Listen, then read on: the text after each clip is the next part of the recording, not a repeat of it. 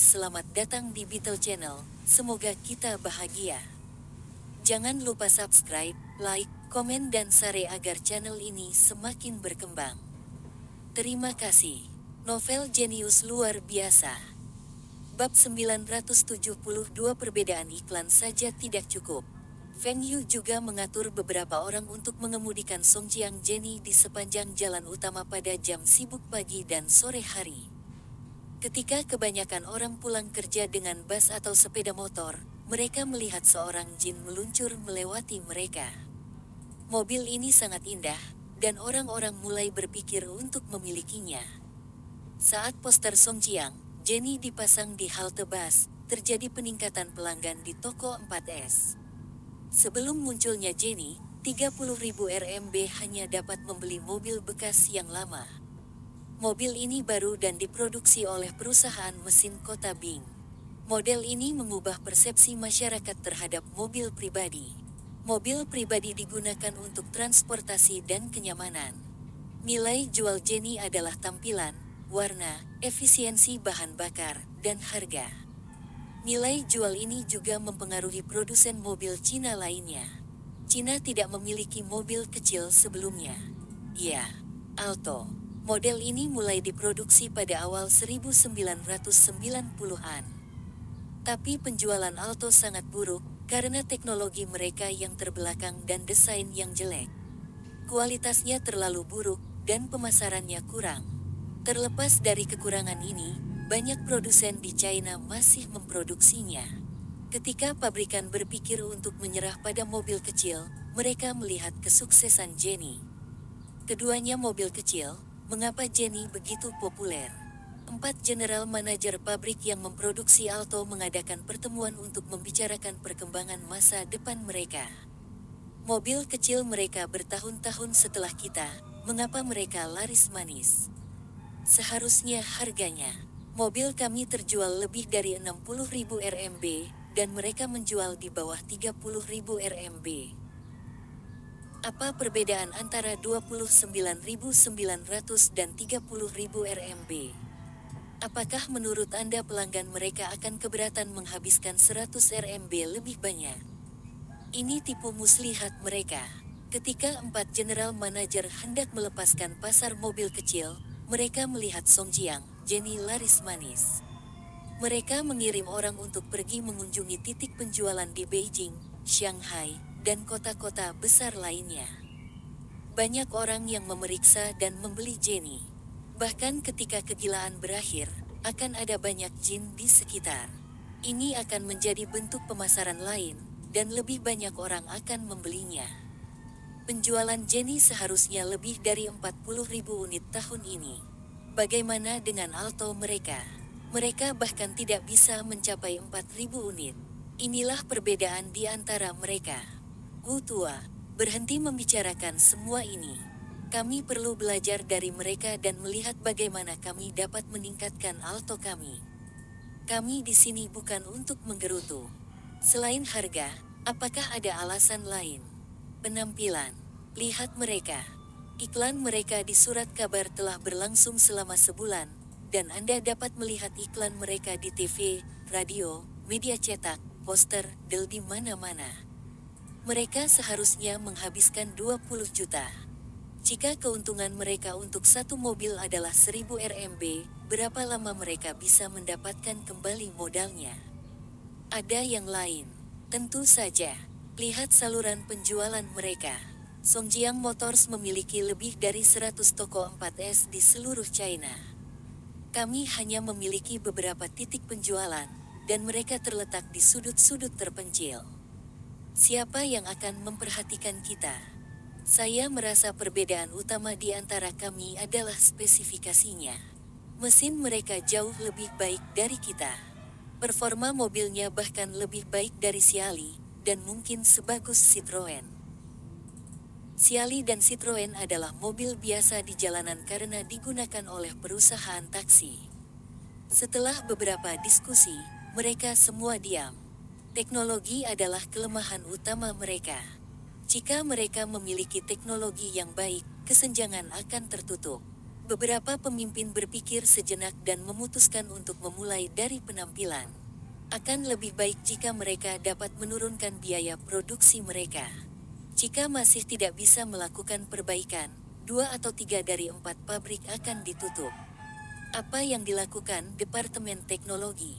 Lihatlah perusahaan mesin kota Bing.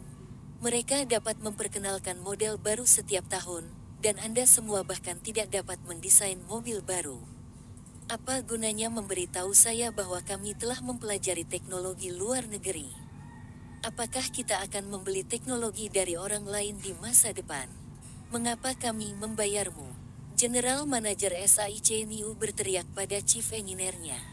Kami juga bisa memperkenalkan model baru, tetapi kami tidak akan memiliki daya saing.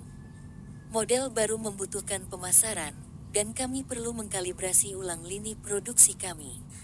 Minimal tampilan luarnya harus berbeda. Kami telah merancang mobil baru tahun lalu, tetapi proyek itu dihentikan. Kepala insinyur menjawab, terobosan kami pada mesin tidak dianggap hasil. Kami juga telah membuat terobosan di bidang lain. Bagaimana Anda bisa mengatakan kami tidak berkembang?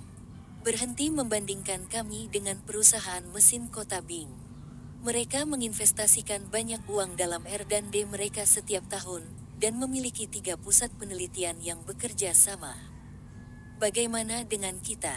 Kami hanya memiliki 1 pusat R&D, yang jauh lebih kecil dari mereka, dan kami kekurangan dana. Bagaimana Anda ingin kami mengembangkan teknologi baru tanpa uang? Kami bahkan tidak mampu melakukan eksperimen. Kamu penuh dengan alasan. Sudahkah Anda semua merekayasa balik Jenny mereka? Apakah kita mampu memproduksinya? Berapa biaya produksinya? Kami tidak bisa membangun mesin 3 silinder dan teknologi turbo. Jika kami akan memproduksi mobil kecil, biaya produksi kami setidaknya 40.000 dan kinerja akan lebih buruk daripada mereka. Tidak ada cara bagi kita untuk bersaing dengan mereka. Bagaimana perusahaan mesin kota Bing menurunkan biaya menjadi sekitar 20.000? Perbedaannya hampir 30%. Sudahlah. Kami akan memperkenalkan Audi A6 tahun ini. Departemen teknologi Anda harus bangkit. Kami akan menggandakan dana pembangunan tahun ini. Jika kita masih tidak bisa memperkenalkan model kita, aku akan memecatmu. Manajer Niu melambaikan tangannya dengan tidak sabar. Brengsek, Li Mingde akan menjadi pusat perhatian lagi.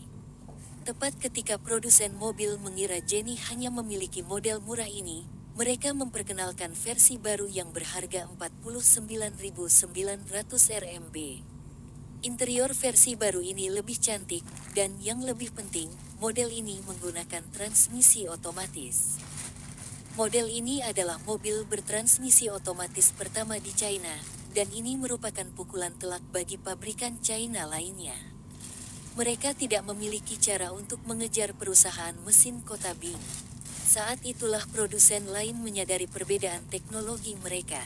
Pabrikan mobil lain bingung mengapa perusahaan mesin kota Bing menggunakan teknologi canggih seperti itu pada mobil murah. Penetapan harga ini juga merupakan salah satu taktik Feng Yu dan anak buahnya. Menggunakan transmisi otomatis akan meningkatkan status Jenny dan sekaligus dapat menguji teknologi ini. Ini adalah untuk mempersiapkan model transmisi otomatis Olimpiade Songjiang mereka. Setelah Jenny versi otomatis diluncurkan, lebih banyak orang memperhatikannya.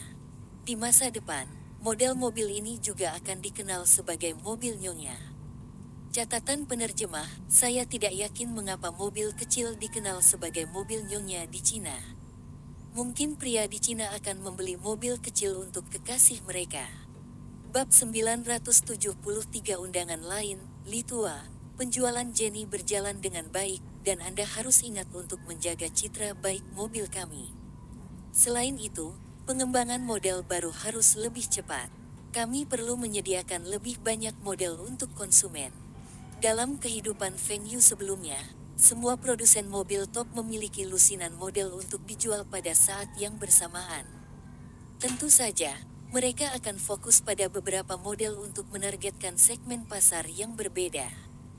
Beberapa perusahaan dapat bertahan jika mereka hanya fokus pada mobil kelas atas atau kelas bawah. Manajer Feng, haruskah kita mempercepat pengembangan mobil sport kita juga? Berdasarkan perkembangan kami saat ini, itu harus dikembangkan sekitar 2000. Kalau kita percepat pembangunannya, sekitar tahun depan sudah siap. Tapi jika kita akan fokus pada mobil sport, pengembangan model off-road kota akan tertunda. Fokus pada mobil sport dulu. Ini akan menjadi aturan lama yang sama, bahkan untuk mobil sport. Harus ada setidaknya versi high-end dan lebih murah. Selain itu, penampilan juga sangat penting. Ya, kamu tidak akan kecewa. Apakah Anda akan ke AS kali ini untuk mendirikan pabrik di sana?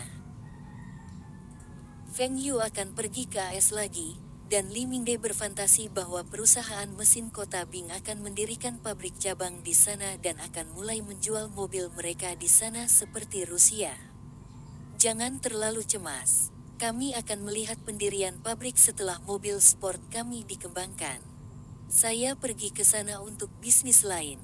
Saya akan menyerahkan perusahaan mesin kota Bing kepada Anda. Ingat, pengembangan mesin pertanian juga sangat penting. Anda tidak boleh mengabaikannya, karena kami adalah negara agraris. Feng Yu ingin kembali ke AS nanti. He Zhaoji dan timnya masih berspekulasi mata uang negara-negara Asia Tenggara. Tapi sekarang, He Zhaoji dan timnya lebih konservatif, dan keuntungannya lebih rendah dari sebelumnya. Pada saat yang sama, mereka memantau dana Soros.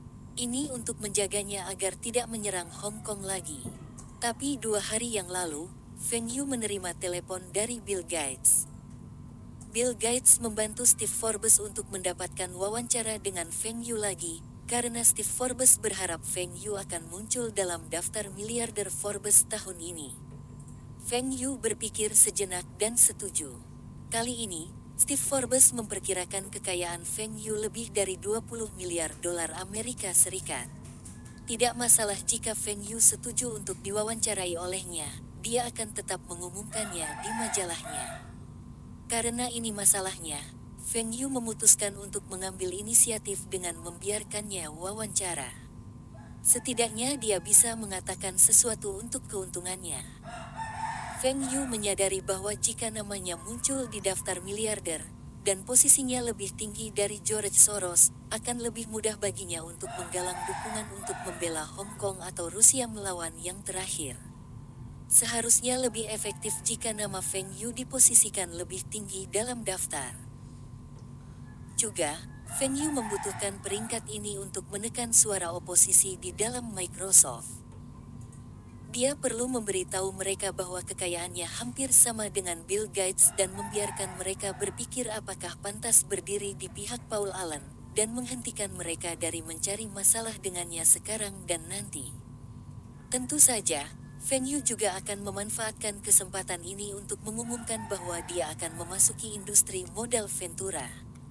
Dia akan menyambut orang-orang muda untuk mencari dia untuk investasi.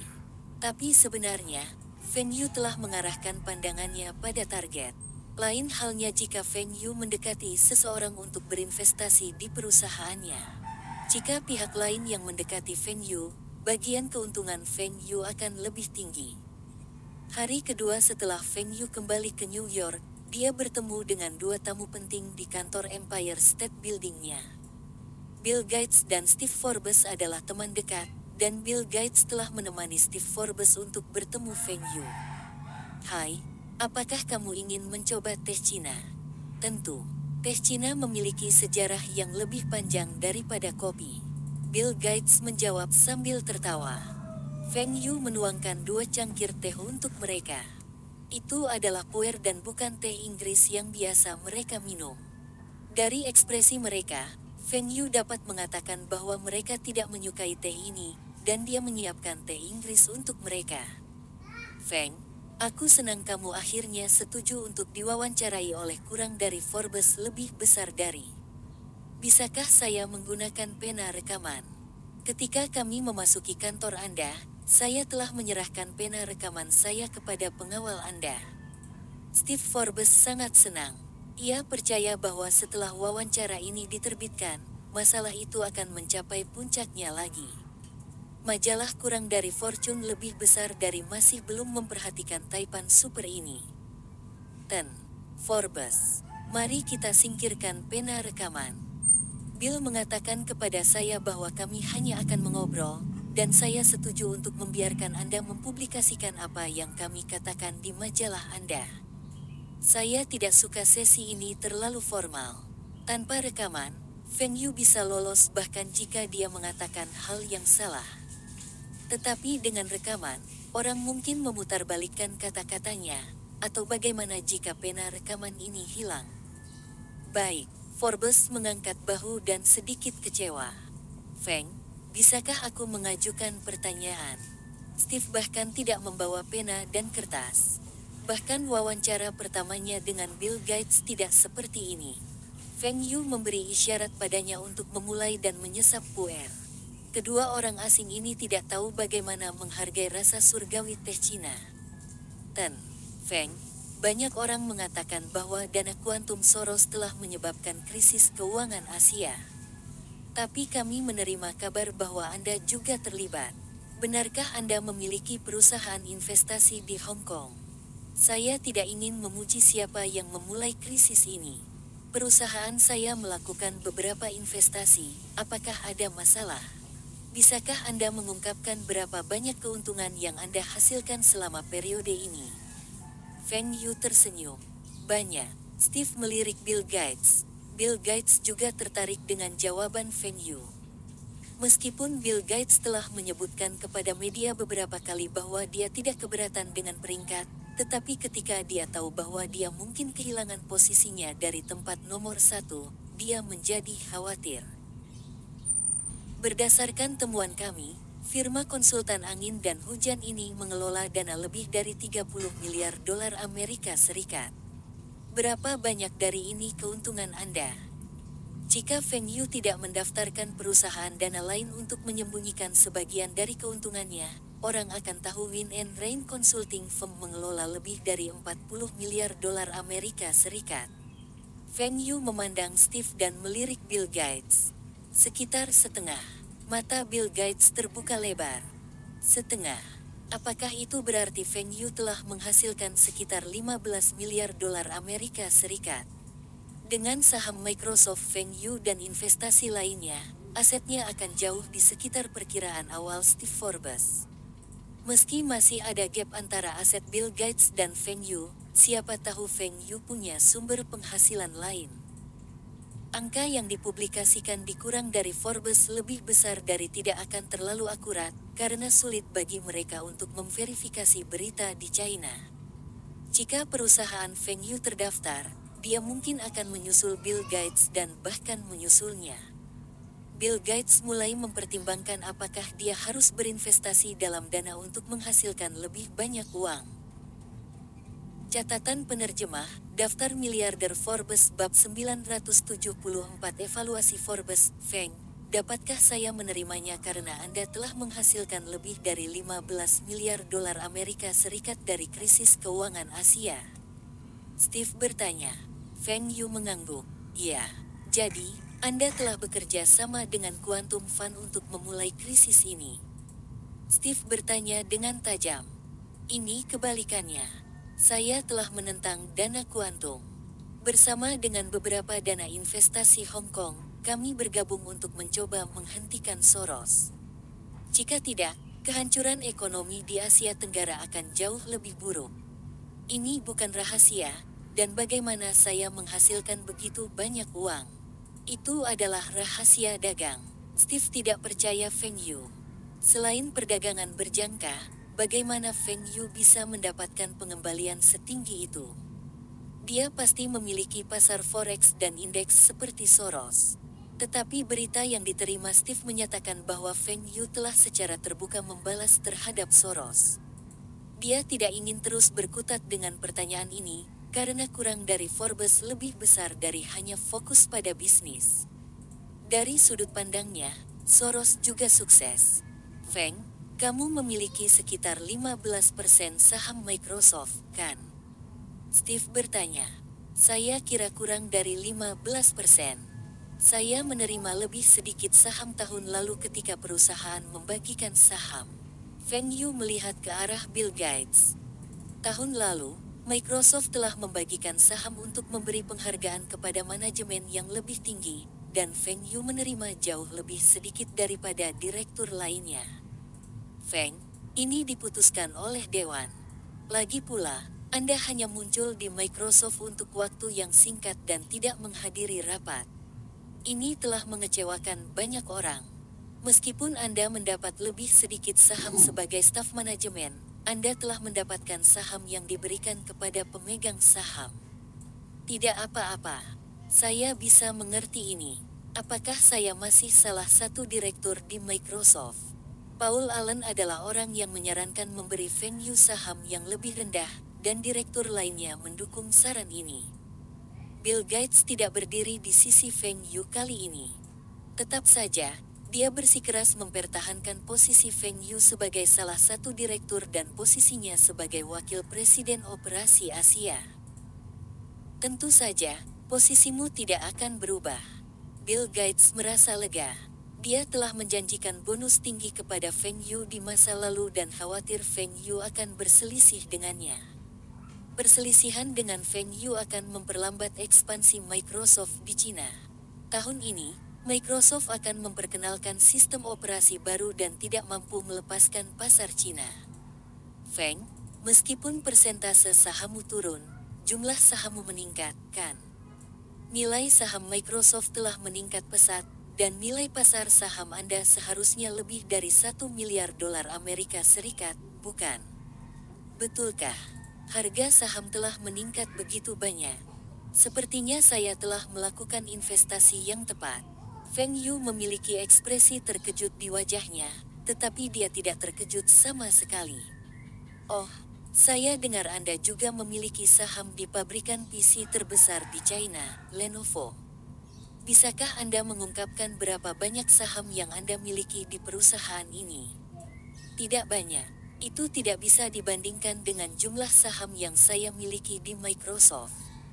Bisakah saya memperkirakan nilai saham Anda di Lenovo sebesar 300 juta dolar Amerika Serikat? Lenovo adalah produsen PC teratas di China dan menguasai sebagian besar pangsa pasar China. Evaluasi aktual Steve terhadap Lenovo bernilai lebih dari 1 miliar dolar Amerika Serikat karena potensinya. 300 juta dolar Amerika Serikat. Feng Yu berpikir dalam hati. Bahkan jika seseorang menawarkan 1 miliar dolar Amerika Serikat, dia juga tidak akan menjual saham Lenovo miliknya. Pasar, merek, dan teknologi sangat diremehkan.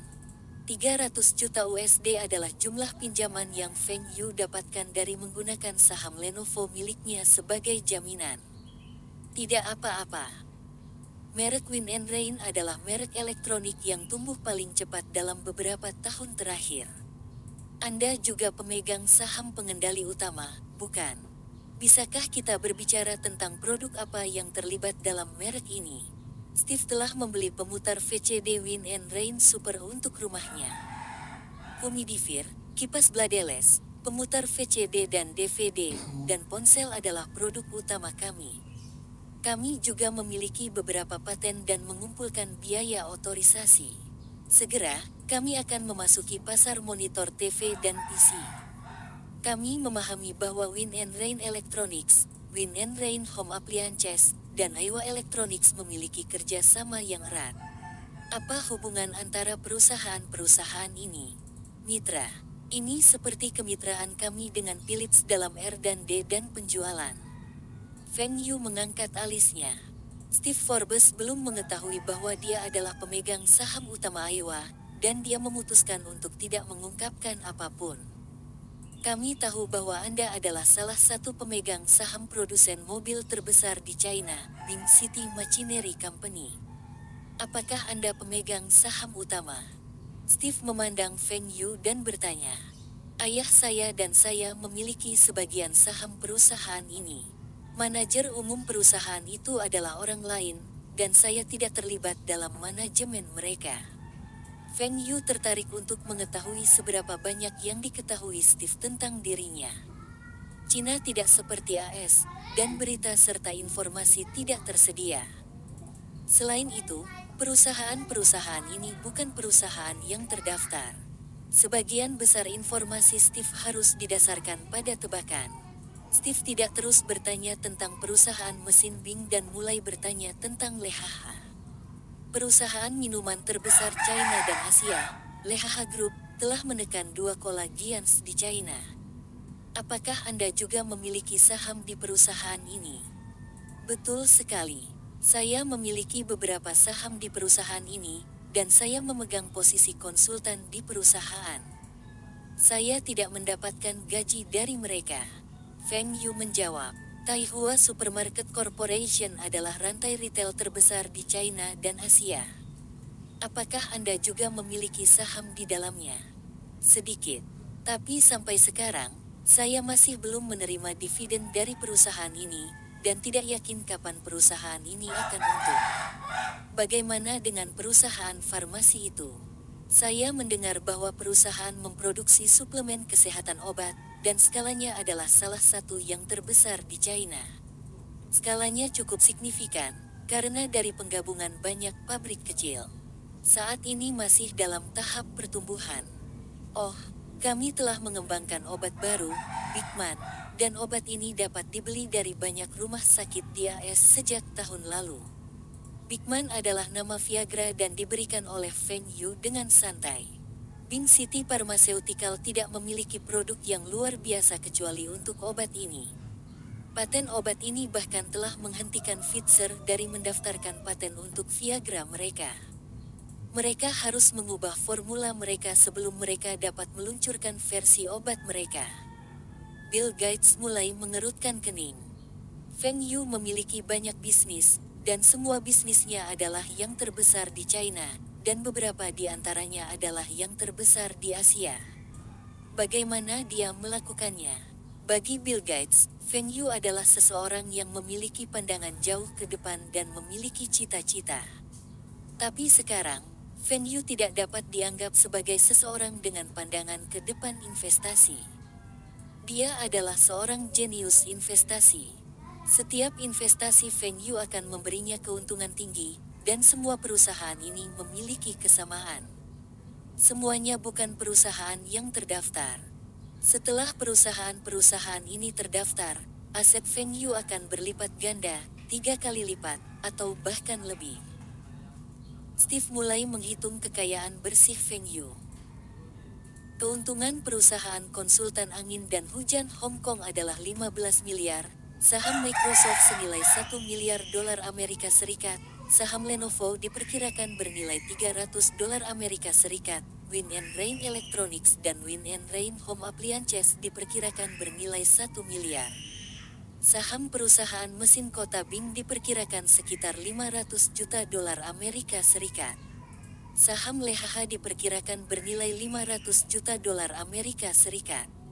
Saham perusahaan supermarket Taihua adalah sekitar 200 juta dolar Amerika Serikat, dan saya memperkirakan sisa investasi Tuan Feng, seperti Empire State Building, Dell, sekitar 200 dolar Amerika Serikat. Kali ini, saya akan menempatkan Anda di posisi kedua daftar miliarder, dengan kekayaan bersih 28 miliar dolar Amerika Serikat. Apakah ini baik-baik saja denganmu? Terkadang, orang akan marah jika kekayaan bersih mereka dinilai terlalu tinggi, dan terkadang mereka tidak senang jika aset mereka dinilai terlalu rendah. Banyak Taipan memperlakukan peringkat ini sebagai bentuk kehormatan. Steve Forbes harus meminta izin Feng Yu, karena sebagian besar evaluasinya didasarkan pada perkiraan. Feng Yu tersenyum dan berpikir sendiri.